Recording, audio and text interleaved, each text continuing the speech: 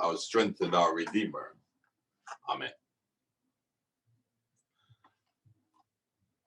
Last week, I spoke about the aftermath of hope. Today, I will speak about resolute hope or irrational hope. Sometimes, in order for hope to be resolute, it has to seem or it has to appear to be irrational. It keeps on striving even against the greatest odds. It keeps on hoping even when there's no reason from a human standpoint to hope. I dare declare today that for us to make it, young and old alike, but especially our young people, in order to make it as a Black person in this world, we must have resolute, irrational hope. Clara Belle Trisdale Williams was born in the state of New Mexico in 1885 and died in 1993 at 108. What is so important about this woman? First, she's the first Black person to have graduated from the university, the State University, New Mexico State University. When she matriculated there, most of the professors refused to allow her into their classes. So you register at the registrar's office, but then when she shows up for class, they denied her entrance into the class. So she was registered, but she could not physically sit in most of her classes. But guess what? She stood in the hallways. She stood in corridors. She took notes. And yes, in 4 years, she graduated from New Mexico State University. But there is another problem. Although she completed all the requirements for graduation, she was not allowed to march with her class. But she was resolute. In 1917, she married a gentleman by the name of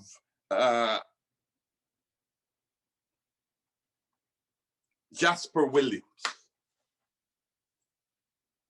She became a teacher. By day, she taught children in Black schools. And by night, she taught the parents of these children not only how to read, but practical things such as home economics. She and her husband had 3 children. All 3 of their children became physicians, medical doctors.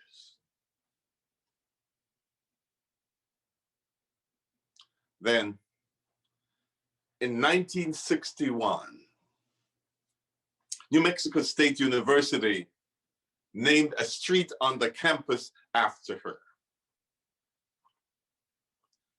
Then, in 1980, they bestowed upon her, remember she never graduated, she never was able to march in her own graduation,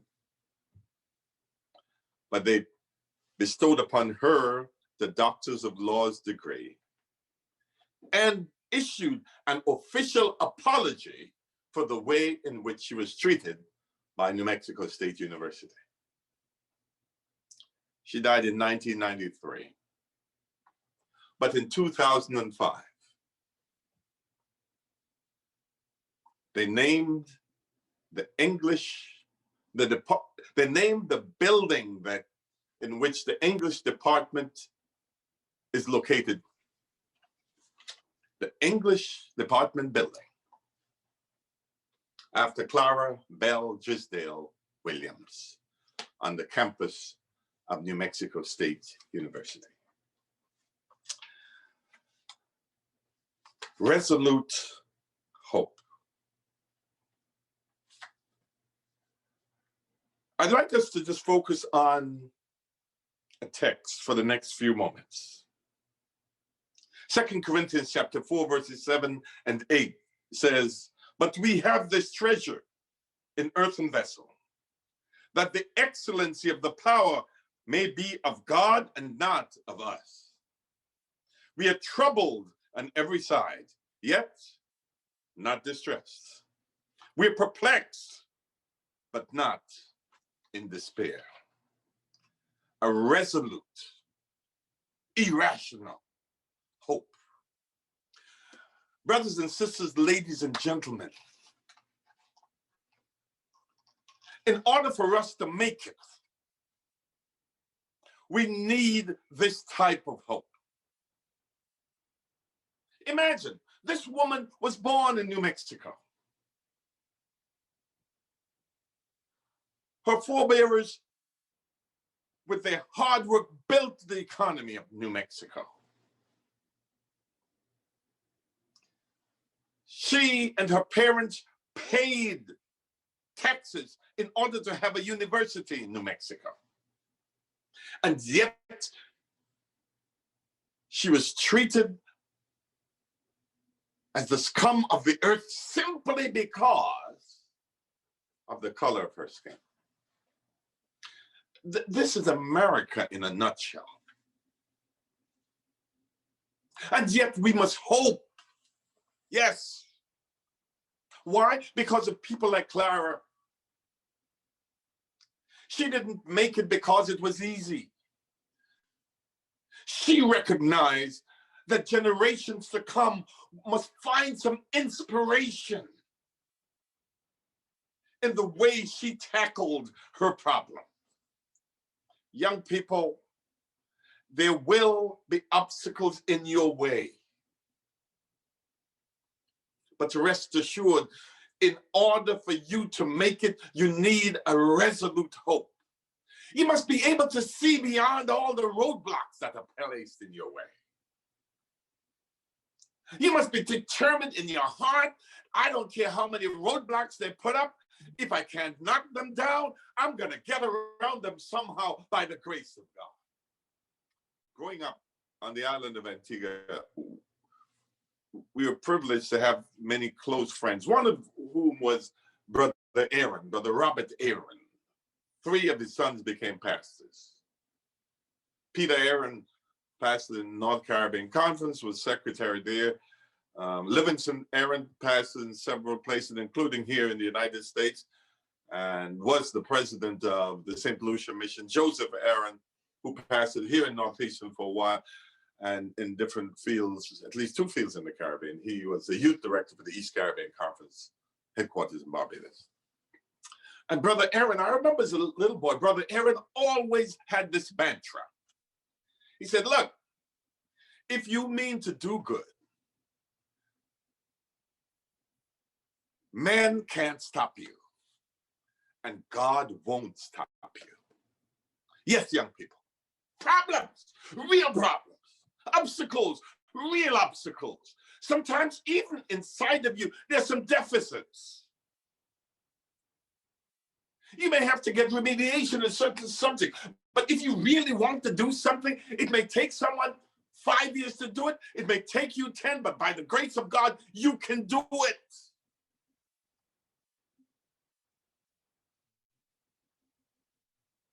I was talking to a friend of mine the other day. We're both from the same village, one of the poorest villages on the island of Antigua. He works on Wall Street. We went to the same elementary school, same high school. He said, Staff, boy, he said, man, life is amazing.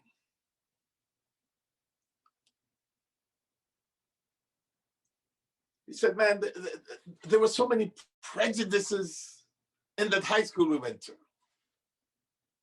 Black people like us, but we're from the wrong part of the island. And they promoted a lot of people who didn't even have an inkling what they were getting into. And they threw obstacles in along our way. But we didn't let them worry us.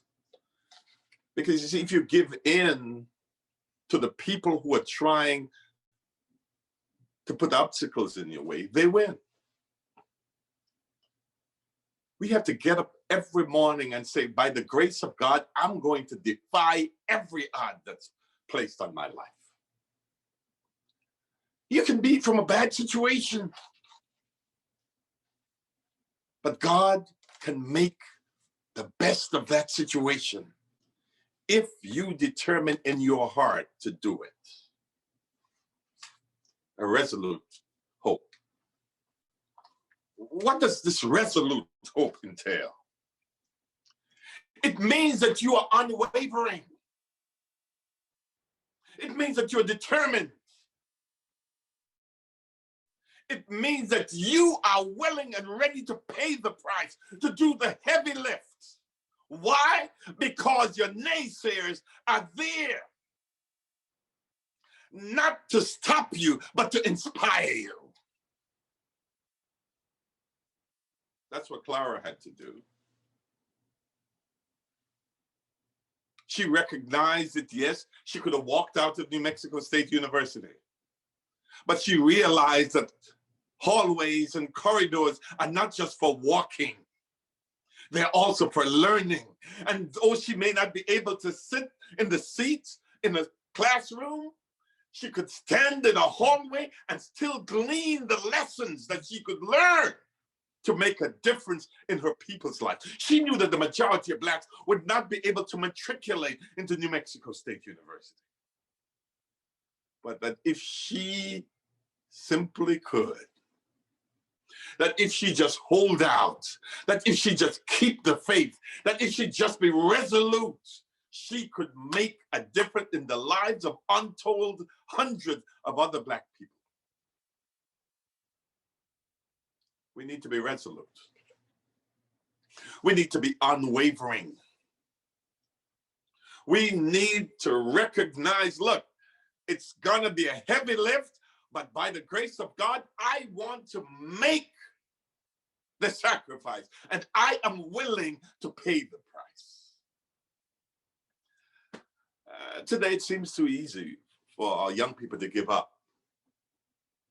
We have many young people who are walking the streets all over this state, all over this nation, who could be anything today.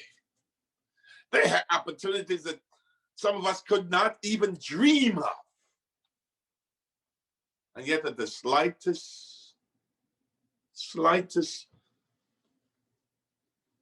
resistance, they give up. Don't give up, young people. These obstacles that the devil and his agents throw in your path are not to deter you, they're to make you stronger. But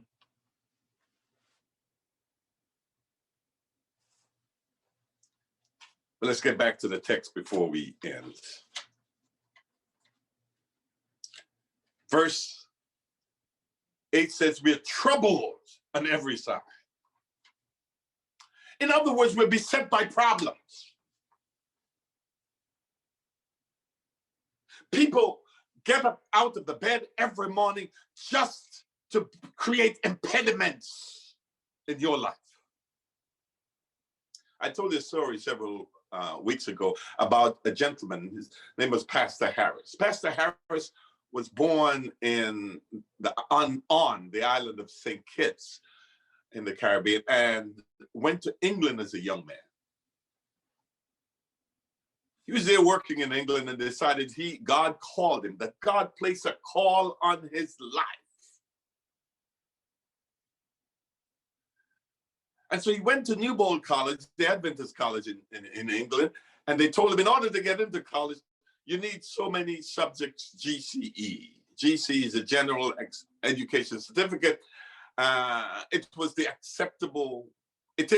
acceptable way of completing high school, just high school, not university yet.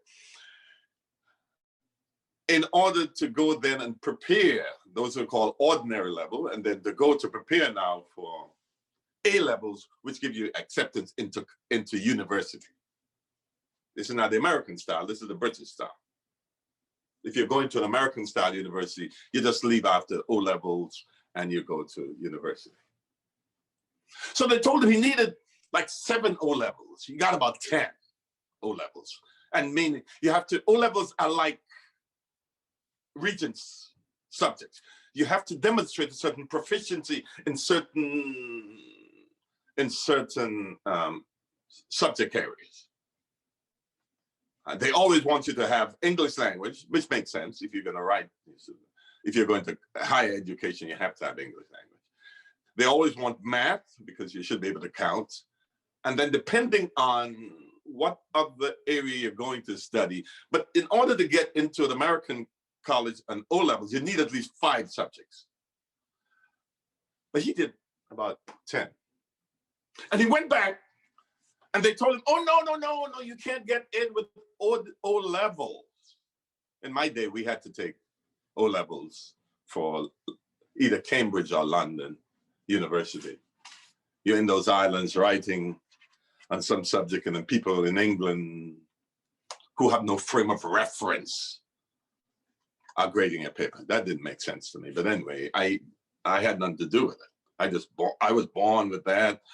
But after I was long gone, they have changed now to CXE, Caribbean Examination Council, headquarters in Barbados, and have people throughout the islands grading these papers, which makes sense.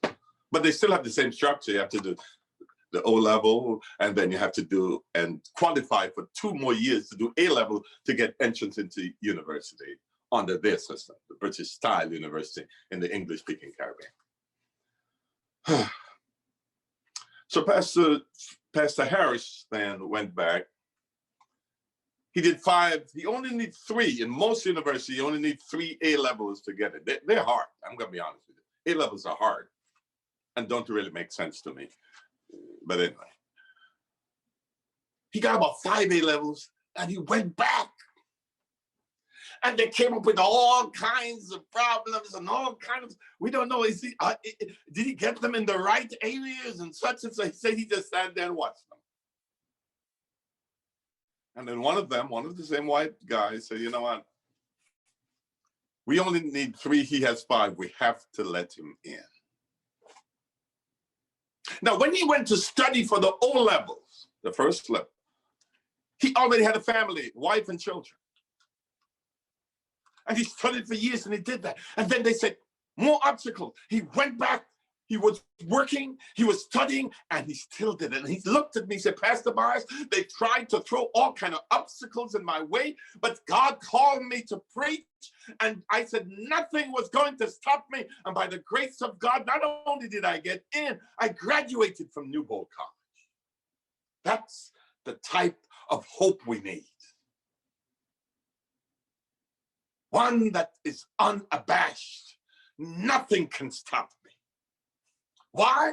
Because with God on my side, I am unstoppable. And young people, you've got to go to bed at night and say it instead of counting sheep, saying it until you fall asleep. I am unstoppable. I am unstoppable. You've got to wake up in the morning with God on my side. I am unstoppable.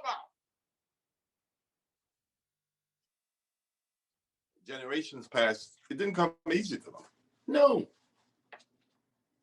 And so the Apostle Paul said, I am troubled, problems on every side. He said, yet not distressed. I'm not going to be overcome by anxiety. You know, some people are like that. No matter what they're doing, oh, you have to be so careful because people are so bad. People are always trying. Don't worry about them. You focus on what you have to do. Why? Because the haters are still going to hate. The liars are still going to lie. The connivers are still going to connive, whether you make it or not. So instead of just sitting there and giving in to them, you, by the grace of God, keep on struggling. You might be troubled on every side, but you're not distressed. Don't allow anxiety to take over you, because anxiety will debilitate you. Yes. There are many people much more talented than we are who did not make it in life, not because they didn't have the ability, but they were so debilitated by anxiety, by fear, by phobia. Oh, I don't know if I can make it. Yes, you can make it.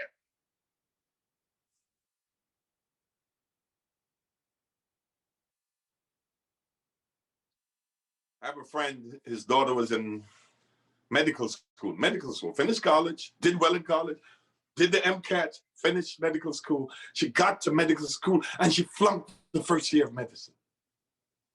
Yes. The dean called her and they said, look, we could put you out, but we believe that you really want to be a doctor. We're going to give you another chance. You have to get some extra tutors and everything. And guess what? She redid that first year and she blew it away. Today, she's a doctor. It took her 5 years for medical school, while most other guys took 4. But you know what? Today, she is a doctor.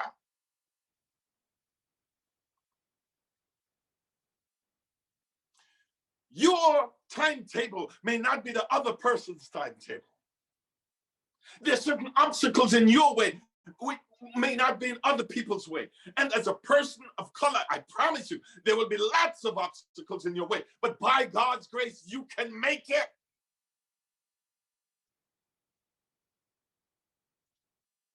And so Paul said, we are troubled on every side, yet not distressed. Don't allow the obstacles, the impediments in your life to stop you. They may slow you down. Yes, they may.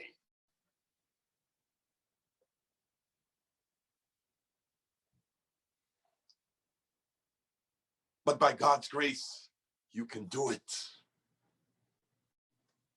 And don't worry about the others who are telling you, oh, they're doing such, such, and such. Many of them are lying. They're struggling just like you. Yes.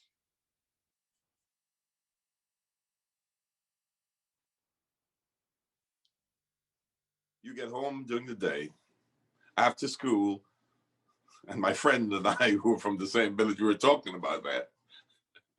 We had chores to do, real chores, you know. Animals to go look after. You got to go to the standpipe and take water in buckets on your head and fill up certain of the drums that you had to put the water in so your mother can have enough water to wash and do everything else. We had real chores to do. But by the grace of God, we were able to make it. It's not by might nor by power. It's by the grace of God. I like to have these conversations with my children because they think I hyperbolize, that I exaggerate. Hyperbole is a gross exaggeration when I talk to them about these things. But it wasn't easy.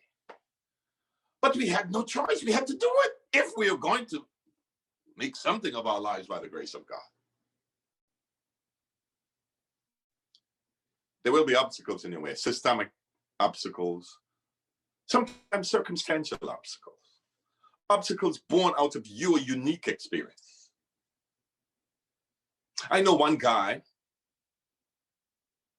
he never did physics in high school, but he wanted to be an engineer.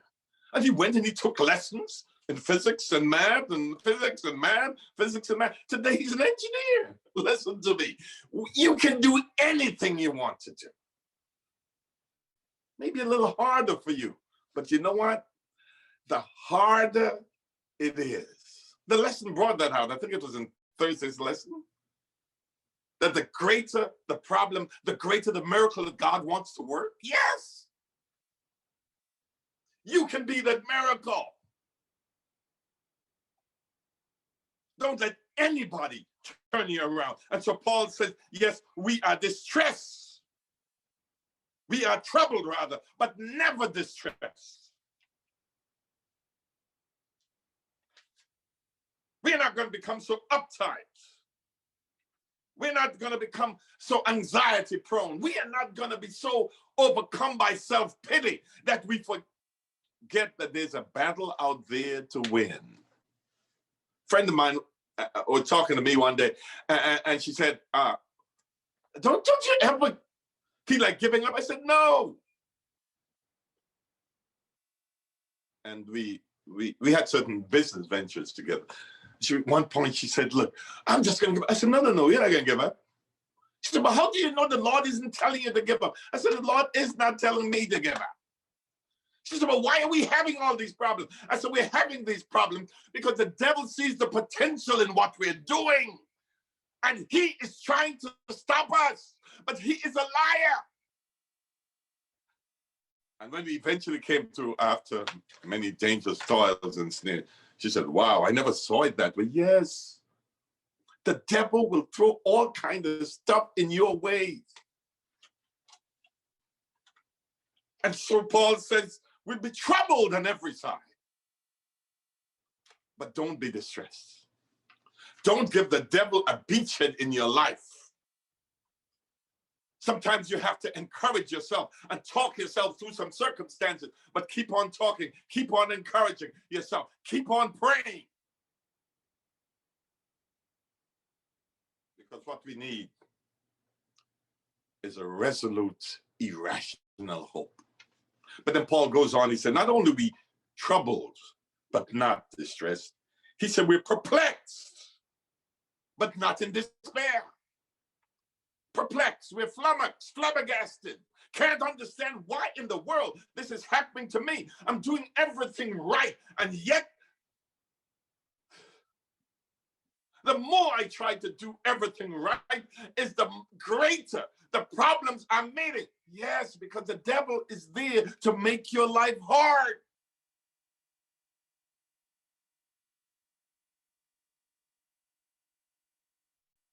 And he will throw things at you that are puzzling. Others may not even trying, and yet they're getting off scot-free. And you are giving it all you have, making all the sacrifices, doing everything right, and yet nothing is working out. And the devil is saying it's time to give up. And God is saying, oh no, tough it out. Because my strength is made perfect in your weakness. If only we could see the end from the beginning, we would tough out every fight that we're in. Both from a racial standpoint, young people, what we have to go through pales in comparison to what generations before had to go through. Think of Clara Bell Drysdale Williams, born 1885. That's about 100. I mean, that's a long time ago. Over 200 years ago.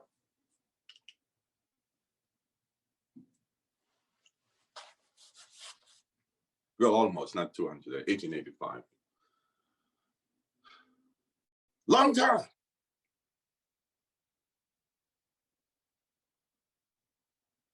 But she determined she needed to graduate from college. Not for self-aggrandizement.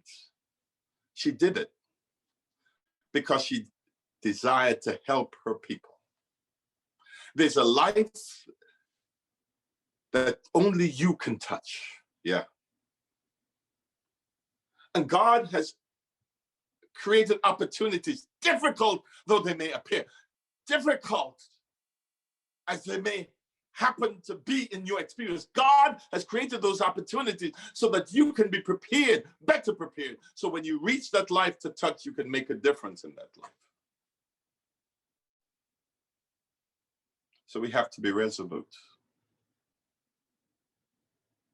There'll be some difficult days ahead in our lives, whether you're young or old, but especially for the young ones, because you have more ahead of you than behind you. But by the grace of God, you can overcome every obstacle, every difficulty.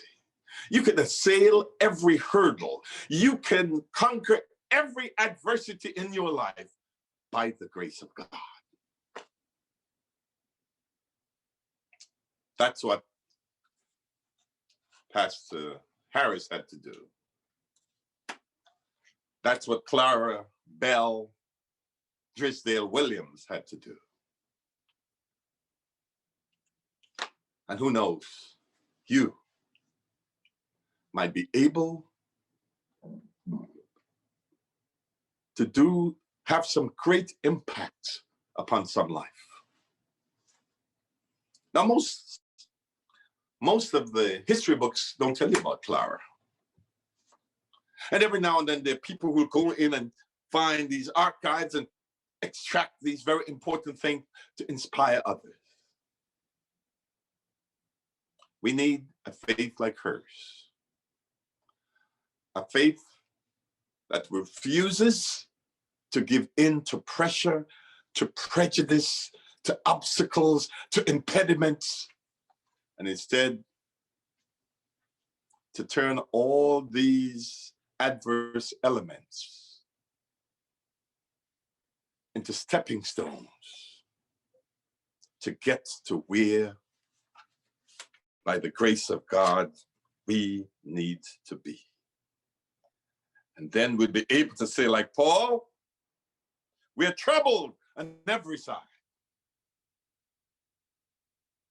yet not distressed. We're perplexed, but not in despair. There's no room in our lives for despair.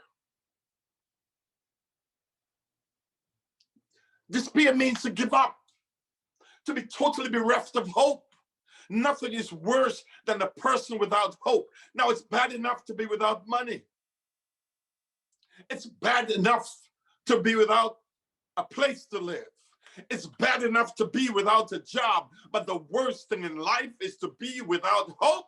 And the good news today is, whatever your circumstances, as long as you have a little hope, there is still room that God can work in your life for you to come back. Don't give up your hope. Don't give up your hope. God will preserve you for a reason. Because if you give up your hope and you give in to despair, it means that everything is over. And so, brothers and sisters, ladies and gentlemen, especially young people, remember, what you need to make it in this world is a resolute, irrational hope. One that will be knocked down, but you get up and you keep on hoping. One in which there'll be obstacles, but you see them and you keep on hoping. One in which they'll block your path, you see them, but you keep on marching. Why? Because